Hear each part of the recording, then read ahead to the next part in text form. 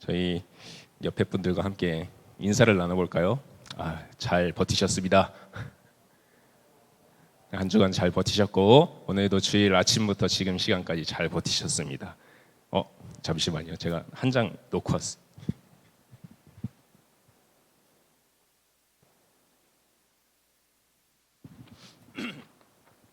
죄송합니다. 이제 실수를 했네요.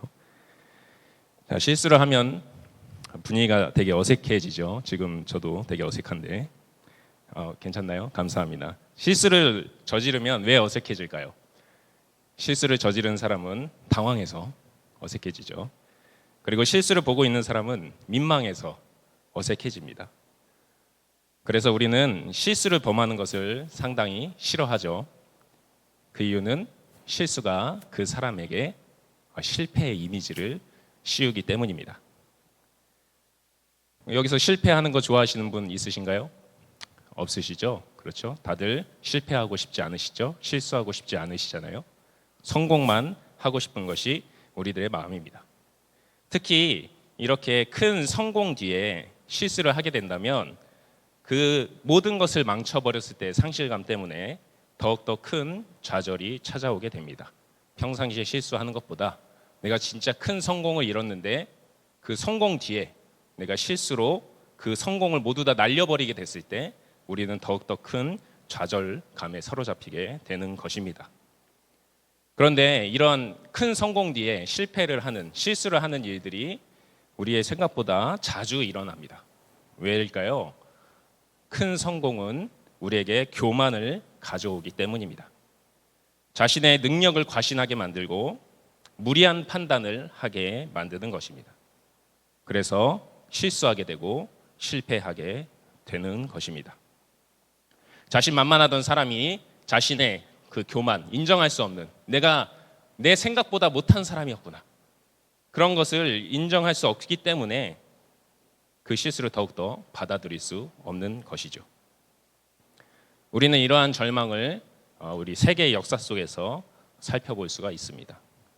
아시다시피 그 제2차 세계대전을 일으켰던 그 독일이라는 나라의 역사 속에서 우리가 그 모습을 살펴볼 수 있는데요. 원래 독일이 제1차 세계대전을 일으키고 나서 패전국으로서 엄청난 전쟁 보상금을 갚아야 되고 또 전쟁을 통해서 그 기반 산업들이 다 무너졌기 때문에 아주 열악한 상황에 처해 있었던 것을 아시고 계실 겁니다. 그러한 상황 속에서 모두 다 절망하고 있을 때 그 사람들을 다시금 하나로 뭉치게 했던 사람이 누구였죠? 바로 히틀러였습니다. 히틀러는 그 독일 사람들에게 아니다, 우리는 실패한 민족이 아니다.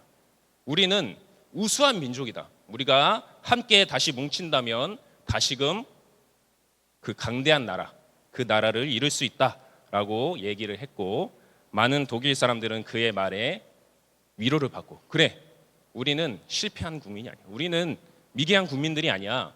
우리에겐 능력이 있어 라고 자신들을 믿으면서 그 나라를 재건하는데 함께 했습니다. 실제로 이 히틀러의 이러한 연설들과 그러한 정치적 능력들은 독일을 다시 한번 강대한 나라로 만들게 했습니다. 그런데 그들의 그 다시금 재건하는 데 있어서 가졌던 그 중심에 있는 마음이 무엇이었습니까? 바로 교만한 마음이었습니다. 우리는 다른 민족들보다 더 뛰어난 민족이다. 우리 게르만 민족은 다른 민족들을 정복해야 마땅하다라는 그 사상을 갖고 있었기 때문에 그들의 성공은 실패할 수밖에 없었던 것입니다. 그 교만은 자신들의 민족을 제외한 모든 민족들을 다 청소해야 된다. 인종을 청소해야 된다라는 결단을 하게 만들었고 그래서 그 사람들은 제2차 세계대전을 일으키면서 자기 주변에 있는 모든 국가들, 많은 국가들의 소수 민족들, 그리고 열등하다고 생각하는 민족들을 무참히 죽이는 일을 저질렀습니다. 그 당시 세계적으로 그 전쟁을 통해서 그리고 독일의 인종 청소를 통해서 그리고 독일 사람들도 죽어나가는 그것을 통해서 약 6천만 명의 사람들이 죽었다라고 기록하고 있습니다. 우리나라 지금 전체 인구가 아직 5천만쯤인데 우리나라 인구가 완전 한 번에 죽었다고 생각해 보십시오. 얼마나 많은 사람들이 이 전쟁을 통해서 희생된 것이겠습니까? 하지만 이런 교만 때문에 이 독일은 한 번 더 큰 실패를 경험하게 되는 것이죠. 제2차 세계대전을 패배함으로써 이 독일, 이 나라는 더 큰 좌절감에 사로잡힐 수밖에 없었습니다. 그래서 이 사람들은 그 이후 수십 년이 지나기까지, 지금 현재에 이르기까지 아주 자신들의 그 실수, 잘못을 죄책감을 가지고 살아가고 있고 치욕적으로 생각하고 있는 것이죠. 그리고 그 자신들이 지었던 그 죄에 대해서 끝까지 책임을 다하고 살려고 노력하고 있습니다. 오늘 본문 말씀에 나오는 다윗도 그러한 경험을 하고 있습니다. 오늘 말씀 속에서 다윗은 절망의 자리에 있습니다. 그 절망은 자신의 죄에서 기인한 것이었습니다. 자신의 교만으로부터 시작된 그 인구조사가 이스라엘에 감당하기 힘든 하나님의 심판을 불러왔기 때문이었습니다. 다윗은 오늘 본문 앞에 17장에서 하나님께 너희의 후손으로, 다윗 너의 후손으로 영원한 나의 왕국을 이루겠다라는 약속의 말씀을 주셨었습니다. 저희가 설교 시간에도 나누고 큐티 시간에도 확인한 바입니다. 그리고 그 이후로 하나님께서는 그 말씀을 이루시기 위하여서 다윗과 함께 하시면서 다윗이 하는 일마다 다 잘되게 해주셨던 것이죠. 특히 18장, 20장 그 사이에 나오는 많은 전쟁들에서 다윗은 패하지 않습니다. 전쟁할 때마다 이기는 것이죠. 왜일까요? 하나님께서 함께 하셨기 때문이었습니다. 그런데 다윗은 이런 위대한 성공 이후에 큰 실수를 하게 되는 것입니다. 왜냐하면 교만해졌기 때문이었습니다. 다윗은 그 전쟁에서 이겨 나갔던 그 이유가 바로 자신에게 있었다라고 생각했습니다. 그 전쟁을 승리로 이끈 분이 하나님이 아님을 자신의 행동, 바로 이 인구 조사를 하는 행동으로서 드러낸 것이죠. 그것은 하나님의 자리에 다윗 자신이 앉는 그러한 일이었습니다. 아주 크나큰 죄였던 것이었습니다. 그런데 이 인구 조사가 단순히 다윗이 사소한 실수로 한 게 아니라는 점에서 이 다윗의 죄임이 더욱더 분명해집니다. 왜냐하면 다윗의 군사 장관이었던 그 요압이 다윗에게 분명히 말했습니다. 다윗이 요압에게 인구 조사를 해오라고 명령을 했을 때 요압이 이렇게 말했죠. 그것은 하나님 앞에 큰 죄입니다. 하시면 안 됩니다. 이렇게 충언을 했던 것이었어요. 하지만 다윗은 그 얘기를 듣고도 들은 척도 안 하고 빨리 가서 인구 조사를 해오라고 다시 한번 닥달했던 것이었습니다. 다윗은 자신의 행동이 잘못된 것임을 알았음에도, 하나님께 죄임을 알았음에도 하나님의 영광을 자신의 것으로 취하고 싶었던, 그리고 그 이후에 전쟁도 자신의 능력으로 승리할 것을 계획하기 위해서 그 인구 조사를 하라고 닥달했던 것이었습니다. 이러한 다윗의 큰 죄로 말미암아서 이스라엘은 국가 전체적으로 역병을 창궐되는 아주 큰 하나님의 심판을 받게 됩니다. 이 심판을 통해서 이스라엘의 백성들이 7만 명이나 죽어나갔다고 오늘 말씀 속에서 오늘 저희가 읽었던 본문 앞에서 기록하고 있는 것을 저희가 큐티를 하면서 읽었을 것입니다. 다윗은 그렇게 하나님의 천사가 칼을 들고서 역병을 통해서 자신의 백성들을 죽여나가는 모습을 보고서 어찌할 바를 몰랐습니다. 자신이 실수했다는 것을 깨달았던 것이죠. 자신의 죄 때문에 자신이 아니라 자신의 백성들이 죽어나가는 모습을 보면서 절망할 수밖에 없었습니다. 그 선택이 다윗이 한 선택이었지만 하나님이 세 가지 보기를 주시면서 야, 이 중에서 너 무슨 심판 받을래?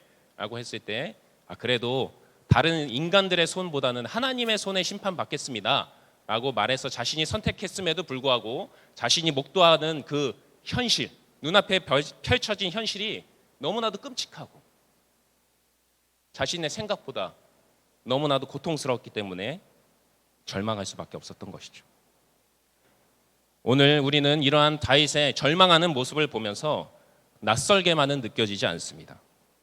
왜냐하면 우리가 그 다윗의 실패에 어느 정도 공감하기 때문입니다. 우리들도 살아가면서 우리들의 삶의 모든 성공이 우리들의 능력으로 된 것이라고 생각할 때가 많이 있습니다. 그리고 우리의 삶 또한 하나님의 영광이 아니라 나의 영광을 높이기 위해서 살아갈 때가 많기 때문입니다. 다윗처럼 하나님의 자리에 앉으려고 하는 것이죠. 그것은 동일하게 하나님 앞에서 죄인 것입니다. 우리가 그렇게 죄된 행동을 할 때 분명히 하나님께서 두고 보시지 않으십니다.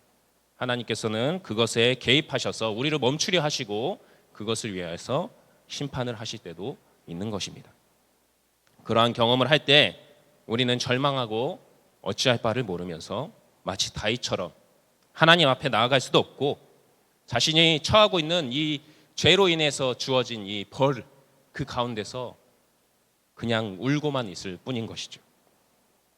이러한 상황을 돌파하기 위해서 우리에게 필요한 것은 무엇일까요? 인간의 노력의 정점에서부터 추락한 우리들에게 있어서 우리의 힘으로 다른 어떤 해결책을 찾고자 하는 것은 답이 없어 보입니다. 왜냐하면 나의 능력으로 그것을 해결하려고 했다가 방금 망했기 때문이죠. 방금 실패했기 때문입니다. 더욱더 절망으로 빠져들게 되는 지점이 바로 이것이죠. 우리들의 힘으로는 아무것도 할 수 없다. 우리들의 힘으로는 이 상황을 돌파할 수 없다라는 고백이 나올 때 우리는 그 인간적인 한계 속에서 깊은 절망 속으로 빠져들게 되는 것입니다. 하지만 우리가 그 절망을 극복할 수 있는 한 가지 방법이 있습니다. 그것은 바로 하나님이십니다. 하나님의 은혜가 우리를 그 절망에서부터 빠져나오게 하시는 것입니다. 오늘 말씀 속에서 바로 그 우리를 이끌어내시는, 그 절망 가운데서 이끌어내시는 하나님의 은혜가 드러나고 있습니다. 오늘 말씀 속에서 어떠한 하나님의 은혜가 우리를 다시 살게 하는 힘을 주시는지 함께 확인해 보았으면 좋겠습니다. 오늘 말씀을 통해서 먼저 드러나는 하나님의 은혜는 바로 긍휼하심입니다. 이것은 다윗이 13절에서 자신의 잘못을 통해서 받게 되는 벌을 선택할 때 그래도 하나님으로부터 벌을 받겠다라고 선택한 이유였습니다. 그것이 바로 무엇이었을까요? 하나님의 긍휼하심이었습니다. 다윗은 그것을 믿고 기대했기 때문에 다른 인간적인 방법에서는 그들로부터 긍휼함이 나오지 않을 것이라는 것을 알고 있었기 때문에, 하지만 하나님은 그래도 긍휼하신 분이란 것을 알고 있었기 때문에 그 긍휼한 하나님을 선택했던 것이죠. 오늘 본문 앞에 있는 15절 말씀입니다. 하나님이 예루살렘을 멸하려 천사를 보내셨더니 천사가 멸하려 할 때 여호와께서 보시고 이 재앙 내림을 뉘우치사 멸하는 천사에게 이르되 족하다. 이제는 내 손을 거두라 하시니 그때 여호와의 천사가 여부스 사람 오르난의 타작마당 곁에 선지라. 하나님께서는 이스라엘 백성들이 마땅히 받을 벌을 받고 있었음에도 불구하고, 그리고 하나님께서 행하시는 그 일이 하나님의 공의와 정의를 이루기 위해서 당연히 해야 하는 일이었음에도 불구하고 자신이 사랑하는 백성들이 죽어가는 모습을 더 이상 볼 수 없으셨던 것이었습니다. 그래서 하나님은 자신의 백성을 치던 천사의 손을 멈추게 하십니다. 온 이스라엘을 돌아서 마지막으로 예루살렘의 최후의 일격을 가하려고 하늘 높이 검을 치켜 올렸던 그 천사에게 족하다, 이제 그만 멈춰라 라고 긍휼을 선포하신 것입니다. 이런 하나님의 긍휼하심을 우리는 성경의 많은 이야기들 속에서 확인할 수 있습니다. 아니, 이 성경 자체가 바로 그 하나님의 긍휼하심에 대한 기록임을 우리가 알고 있습니다. 우리가 구원받은도 이 하나님의 긍휼 때문이었음을 우리는 고백할 수 있습니다. 우리가 죄인 되었을 때 하나님의 자녀로 삼아주신 것은 우리의 어떤 회개나 우리의 공로가 아님을 우리가 알고 있기 때문입니다. 하나님께서는 그저 죄에 빠져서 힘들게 살아가고 있는, 그리고 죽어가고 있는 우리를 보시고 그 사랑 때문에 긍휼하심으로 우리를 구원하시기로 결정하셨던 것임을 우리는 말씀을 통해서 알고 있는 것이죠. 우리는 이러한 하나님의 긍휼하심에 기대어서 살아가야 할 것입니다. 긍휼한 하나님을 믿으면서 어떠한 죄악에 빠져 있더라고 할지라도, 그리고 그 죄 때문에 아무리 절망적인 상황에 처해 있더라고 할지라도 하나님께서는 거기에 개입하신 분이라는 것을 우리가 믿음으로 나아가야 할 것입니다. 그렇게 믿음으로 나아갈 때 분명히 하나님의 긍휼하심이 우리의 그 절망적인 상황 속에서 일하고 계심을 우리는 느끼게 될 것입니다. 우리의 절망이, 그리고 죄책감이, 그 죄의 문제가 해결되기 시작하는 것을 우리가 경험하게 될 것입니다. 이 하나님의 긍휼하심이 바로 우리에게 은혜가 되는 것입니다. 다윗은 그 하나님의 긍휼하심에 그래서 기대었던 것입니다. 그래서 하나님께 회개할 수 있었습니다. 자신이 회개하면 하나님께서 자신의 회개를 받아주실 것이라는 것을, 긍휼하신 하나님이기 때문에 나의 회개를 받아주실 것이라는 것을 믿을 수 있었던 것이죠. 오르난의 타작마당 곁에서 그 천사의 손이 멈춘 그 순간 다윗은 그 하나님의 긍휼이 선포되는 때임을 직감할 수 있었습니다. 그래서 장로들과 함께 하나님 앞에 엎드려서 회개하기 시작했습니다. 모든 죄는 자신이 저지른 것이니, 모든 죄는 내가 저지른 것이니 나를 벌하시옵소서. 하나님, 나의 백성들은 죄가 없습니다. 나를 벌하시옵소서. 그렇게 간구하며 나아갔던 것이죠. 바로 이 부분에서 하나님의 두 번째 은혜가 나타납니다. 그 은혜는 바로 그 회개의 기도를 들으시고 그 은혜를 선포하실 수 있는 예배를 선물로 주시는 은혜입니다. 하나님께서는 그 회개의 기도를 들으시고 다윗에게 응답하십니다. 하나님의 선지자였던 갓을 보내서 다윗에게 이렇게 말씀하시죠. 여부스 사람 오르난의 타작마당에서 하나님을 위하여 제단을 쌓고 예배를 드리라 라고 명령하신 것입니다. 오늘 읽었던 18절 말씀입니다. 여호와의 천사가 갓에게 명령하여 다윗에게 이르시기를 다윗은 올라가서 여부스 사람 오르난의 타작마당에서 여호와를 위하여 제단을 쌓으라 하신지라. 오르난의 타작마당은 예루살렘을 치려던 천사가 그 손을 멈춘 곳이었습니다. 아직 천사는 그 칼을 쳐들고 아직 검집에 넣지 않고 쳐들고 있었습니다. 하나님께서는 이미 자신의 긍휼하심 때문에 심판을 멈추시긴 했지만 그것이 완전히 끝난 것은 아니었습니다. 하나님은 이 심판을 그치기 위해서 다른 희생 제물을 받으실 필요는 없었습니다. 왜냐하면 이미 앞에서 우리가 확인한 바처럼 하나님께서는 자신의 긍휼하심 때문에 이 심판을 멈추시기로 결정하셨기 때문이죠. 하지만 하나님께서는 다윗에게 자신의 잘못을 돌이킬 수 있는 기회를 선물로 주고 계시는 것입니다. 또한 그가 용서받았다는 증표를 주시기 위해서 이 예배를 드리도록 명령하셨던 것입니다. 하나님은 예배를 통해서 죄의 자리, 심판의 자리를 용서의 자리, 그리고 은혜의 자리로 바꾸시는 분임을 우리가 여기서 확인할 수 있는 것입니다.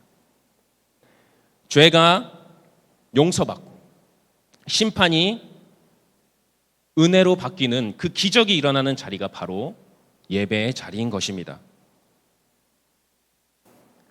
그 기적이 일어나는 자리인 예배의 자리를 하나님께서 다윗에게 선물로 주셨던 것처럼 우리에게도 동일한 은혜로 동일하게 선물로 주신 것입니다. 그래서 우리가 이 자리에 모여서 예배를 드리고 있는 것이죠. 우리가 처음 구원받았을 때는 예배가 그렇게 기쁠 수 없었죠. 그죠? 예배 자리에 나오는 것이 너무나도 기쁘고 즐거워서 예배를 사모하는 마음으로 나오게 되죠. 하지만 시간이 지나면서 우리가 예배를 어떻게 받아들이고 있는지 한번 생각해 볼 필요가 있을 것 같습니다. 그냥 드려야 돼서 이 자리에 있진 않으십니까? 그렇다면 하나님의 은혜를 느끼고 계시지 못하시는 것입니다. 이 예배 자리는 우리가 그냥 앉아 있어야 될 것 같아서 앉아 있지만 그런 예배 자리가 아닌 것이죠. 이 예배 자리는 하나님의 은혜가 선포되는, 하나님의 은혜가 우리에게 임하는 아주 귀한 예배 자리임을 우리가 다시금 이 자리에서 오늘 이 시간 확인하셨으면 좋겠습니다. 우리가 이 자리에 있는 그 의미가 무엇인지 오늘 하나님께서는 말씀을 통해서 우리가 다시금 그것을 확인하기를 원하시는 것입니다. 우리가 그래서 교회에 나오게 되면 저희 오늘 주일날 2부 1부 예배 순서에도 있다시피 참회의 기도라는 순서가 있죠. 우리가 예배에 나와서 제일 먼저 하는 것이 바로 우리의 죄를 돌아보는 것입니다. 참회의 기도를 드리면서 우리는 한 주간 우리가 얼마나 죄인이었는지, 얼마나 우리가 하나님의 자녀라고 말하면서 세상 속에서 죄인의 모습으로 살아왔는지 확인하는 것이죠. 누군가에게는 그것이 절망의 순간이 될 수 있고 하고 싶지 않은 순서일 수도 있고, 왜 하나님 만나러 왔는데 제가 지은 죄 다시 돌아보게 하십니까? 하지만 그것이 분명히 필요한 이유가 오늘 말씀 속에서 우리가 알 수 있는 것이죠. 왜? 너희가 그렇게 죄인이지만 이 자리에 나와서 용서받아라. 이 자리에 나와서 다시 회개해라. 나는 용서해주는 하나님이다.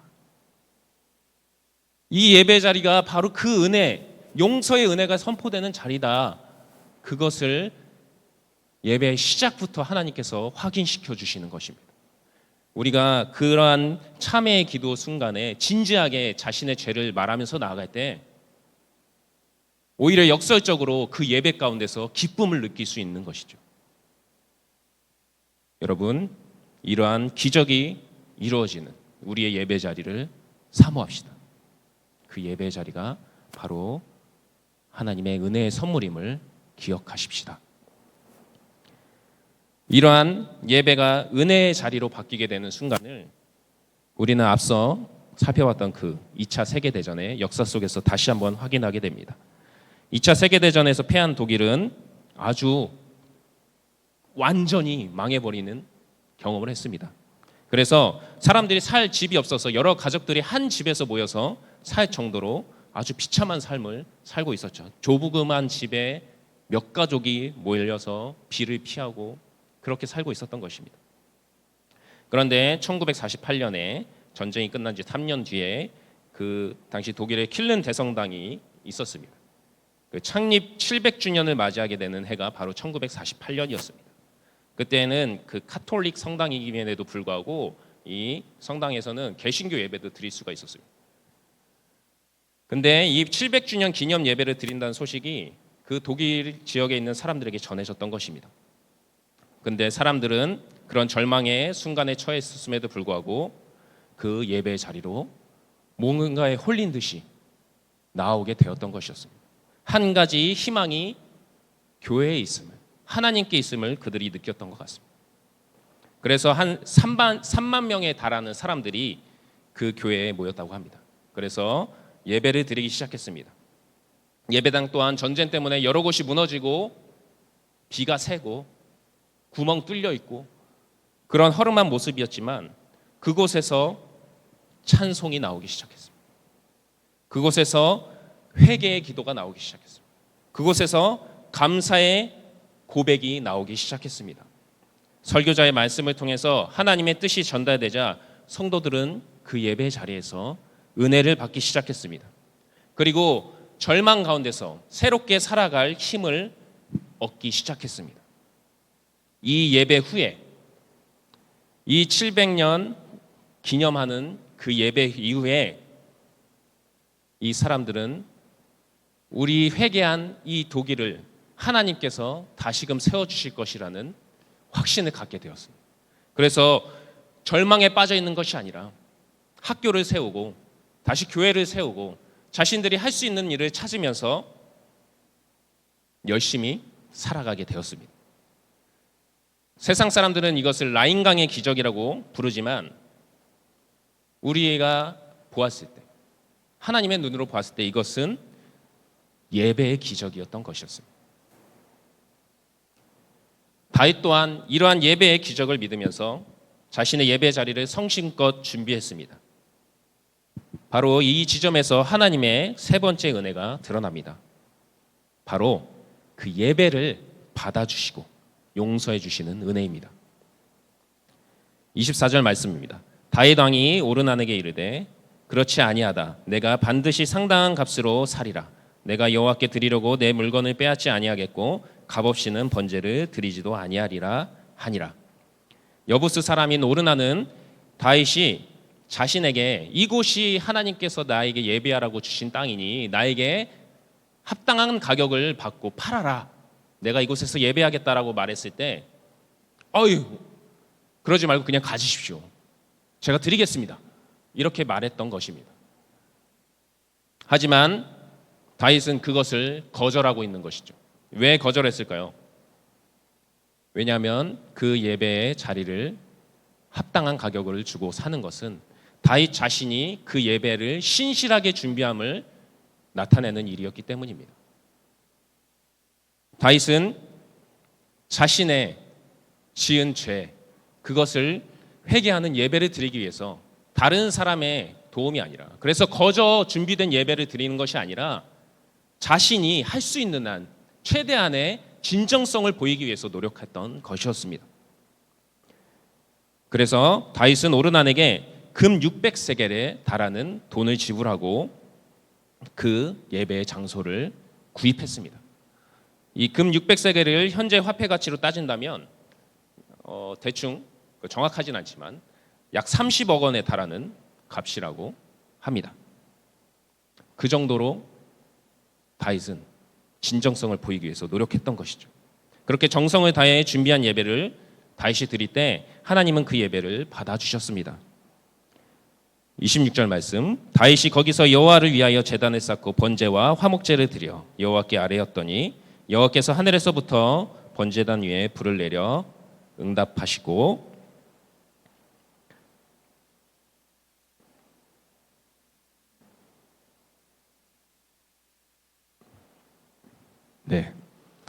앞에는 계획된 실수였는데 지금은 진짜 실수네요. 마지막 장이 없어졌습니다. 마지막 장에서 나오는 말씀은 바로 이겁니다. 다윗이 예배를 준비해서 하나님께 드렸을 때 하나님께서 그 예배를 받아주셨다라는 것이죠. 하늘에서부터 불이 내려온다는 것은 하나님께서 그 예배를 흠량하셨다라는 것입니다. 그리고 나서 다윗은 자신이 예배를 받아주심 그 것을 보면서 하나님께서 이곳을 앞으로 하나님의 성전을 세우실 땅으로 선택하셨구나라는 사실을 깨달을 수 있었습니다. 그래서 다윗은 오늘 22장 1절 말씀에서 다윗이 이르되 이는 여호와 하나님의 성전이요 이는 이스라엘의 번제단이라 하였더라 라고 고백할 수 있었습니다. 오르난의 타작마당은 다윗이 자신의 실수 때문에 하나님의 심판이 벌어졌던 바로 그 장소였습니다. 하지만 하나님께서 은혜로 예배를 허락하시고 그리고 다윗이 그곳에서 회개하고 자신의 죄를 고백했을 때 하나님은 그곳에서 예배를 받아주시고 그 다윗의 실패의 상징이었던 그 오르난의 타작마당 그곳을 앞으로 영원토록 하나님께 예배드릴 수 있는 성전 장소로 삼아주셨던 것입니다. 이것의 의미가 무엇일까요? 바로 하나님은 이 오르난의 타작마당을 통해서 나는 너를 용서하는 하나님이다. 그리고 앞으로 이곳에서 너희가 회개할 때 계속해서 영원토록 그 용서를 베풀 하나님이다라는 것을 확증해 주시는 그 성전의 터로 삼으셨던 것입니다. 이것은 성전이 있는 한, 그 성전을 바라볼 때마다 다윗뿐만 아니라 그 이스라엘의 모든 백성들, 구원받은 백성들이 그것을 보면서 하나님은 우리를 용서하시는 하나님이다. 그것을 느낄 수 있는 우리의 상징물이 되는 것이죠. 은혜의 성전이 되는 것입니다. 그 성전이 이스라엘 백성들에게는 그 솔로몬이 지은 위대한 성전으로 주어졌죠. 한데 지금은 안 남아 있잖아요. 그러면 하나님이 이제는 용서 안 받아주시는 걸까요? 이제는 우리가 회개할 수 없는 걸까요? 우리가 이제는 절망에서 빠져나올 수 없는 걸까요? 아니죠. 지금 우리에게 있는 성전은 어디입니까? 바로 예수 그리스도이십니다. 이스라엘의 그 물리적인 성전은 하나님의 더욱더 큰 은혜로 말미암아서 얘네들이 성전을 만들어줬는데도 회개를 안 하네. 어떡하지? 어떻게 하면 좋을까? 어떻게 하면 좋을까 고민하시다가 본인 스스로 성전으로서 이 세상에 성육신하신 그 예수 그리스도를 통하여서 이제는 어떠한 물리적인 힘으로도 파괴될 수 없는 영원히 서 있는 살아있는 성전으로서 우리에게 임하신 것입니다. 우리가 그 예수 그리스도라는 성전 안에 있는 한 우리가 어느 곳에 있든지 어떤 죄를 범하든지 하나님 앞에 돌아가기만 한다면 우리는 용서받을 수 있고 또 그 은혜를 부어주시는 하나님, 우리를 그 죄된 그 절망된 상황 속에서 끄집어내어서 영화로운 상태로 만들어주시는 그 은혜를 영원토록 경험하면서 살아갈 수 있다는 것입니다. 이것이 바로 오늘 이 자리에 모인 여러분들에게 주시는 하나님의 복음입니다. 우리가 잘난 사람이어서가 아니라 우리가 하나님 앞에 먼저 합당한 회개를 드렸던 것이 아니라 먼저 하나님이 우리를 찾아오셔서 은혜로서 구원하시기로 결단하시고 그리고 그 구원의 자리로 초대하여 주시고 우리가 그 하나님의 구원의 역사 속에서 함께 할 수 있도록 동역할 수 있도록 우리에게 자리를 마련해 주신 그 하나님의 영광의 자리에 함께 할 수 있도록 해주신 그 하나님이 지금 우리와 함께 하신다는 그 사실을 믿으면서 살아가시길 바라겠습니다. 혹시 이곳에 지금 어렵고 힘든 상황, 혹시 하나님이 나한테 내가 지은 죄 때문에 심판하시는가 걱정하시거나 절망 가운데 있는 분 계십니까? 하나님은 긍휼의 하나님임을 믿으시기 바랍니다. 하나님은 그곳에서 여러분들을 버려두지 않으실 겁니다. 하나님의 사랑은 여러분들 그곳에서 끄집어내실 것입니다.